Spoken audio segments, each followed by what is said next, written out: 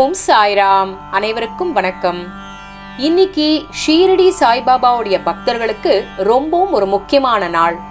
என்னன்னு பார்த்தோம்னா, இதே தேதியில அக்டோபர் மாதம் 7ஆம் தேதியில 1954ஆம் ஆண்டு வியாழக்கிழமை அன்னைக்கு சாய்பாபாவுடைய விக்கிரகம் ஷீரடியில பிரதிஷ்டை செய்யப்பட்டது.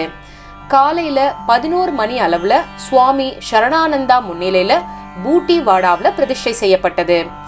சாய்பாபாவுடைய பளிங்கு சிலை ஷீரடியில உருவான விதத்தை பத்தி இந்த வீடியோ பதிவுல நம்ம கேட்டு தெரிஞ்சுக்கலாமா?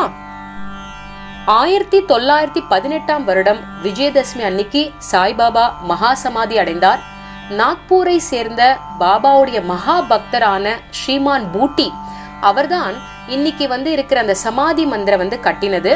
நம்ம அதை பூட்டி வாடா அப்படின்னு நம்ம சொல்லுவோம். அந்த பாபா இருக்கிற அந்த இடத்துல தான் முதல்ல முரளி கிருஷ்ணருடைய சிலையை பிரதிஷ்டை பண்ணணும் அப்படின்னு சொல்லி முடிவு பண்ணியிருந்தாங்க.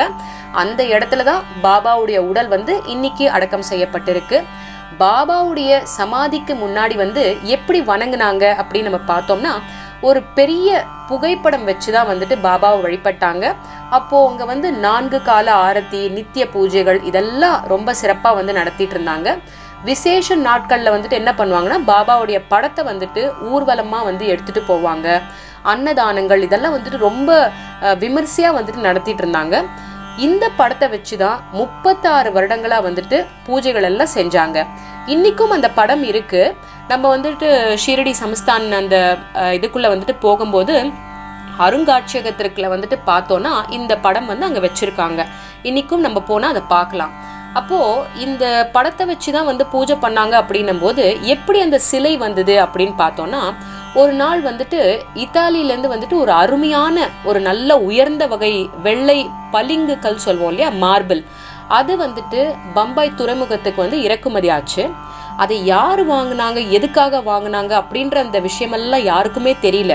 அந்த வாங்கினவரும் அங்க அந்த எடுத்துட்டு போறதுக்கு வரல. உடனே அந்த துறைமுக அதிகாரிகள்லாம் என்ன பண்ணாங்க அப்படின்னா, அதை ரொம்ப நாள் வச்சிருக்க முடியாது இல்லையா, அதனால ஏலத்துல விடலாம் அப்படின்னு சொல்லிட்டு ஏற்பாடு பண்ணாங்க. இந்த விஷயம் ஷீரடி சாய் சமஸ்தானத்துக்கு தெரிய வந்தது. அந்த அதிகாரிகள்லாம் என்ன பண்ணாங்க அப்படின்னா, இதை ஏலத்துல எடுக்கணும் அப்படின்னு சொல்லிட்டு அதுக்கான ஏற்பாடுகள் எல்லாம் செஞ்சாங்க. அதுக்கப்புறமா சாய்பாபா சமஸ்தான் அதிகாரிகள் அந்த கல்லை ஏலத்துல எடுக்கிறாங்க. எடுத்துட்டு பம்பாயில இருக்கிற பாலாஜி வசந்த் தாலிம் அப்படின்ற அந்த சிற்பி கிட்ட கொடுத்து பாபாவுடைய சிலையை செய்ய சொல்றாங்க. அப்போ அந்த சிலை செய்யறதுக்கு இந்த அதிகாரிகள் என்ன பண்றாங்கன்னா, பாபாவுடைய ஒரு சின்ன சைஸ் கருப்பு வெள்ளை புகைப்படம் மாத்திரம்தான் கொடுக்குறாங்க. அந்த புகைப்படம் சரியா தெளிவா தெரியல.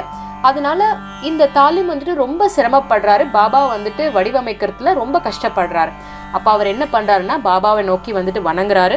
பாபா, தயவு செஞ்சு எனக்கு ஏதாவது ஒரு வழியை காமிங்க, நான் உங்களை ரொம்ப அழகான உருவத்துல எடுத்துட்டு வரணும்னு பாக்குறேன் அப்படின்னு அவர் கேட்கும்போது, பாபா என்ன பண்றாருன்னா, அந்த சிற்பியோட கனவுல தோன்றி அவருடைய முகத்தை பலவித கோணங்கள்ல காமிக்கிறாரு, காட்சி கொடுக்கிறாரு.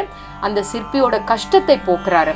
இதனால அந்த சிற்பி நல்ல ஒரு தெளிவு அடைந்து ஒரு சிறப்பான ஒரு அழகான ஒரு அம்சமான ஒரு சிலையை உருவாக்குறாரு.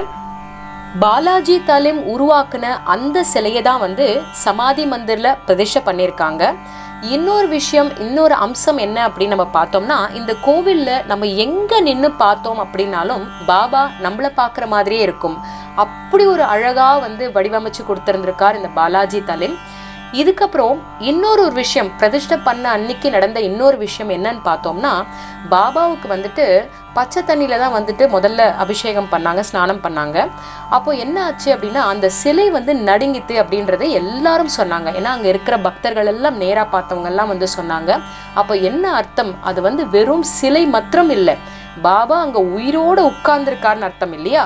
அதனால அதுக்கப்புறம் அதுக்கு அடுத்த நாள்ல இருந்து பாபாவுக்கு வெந்நீர்ல தான் ஸ்நானம் பண்றது இருக்கு.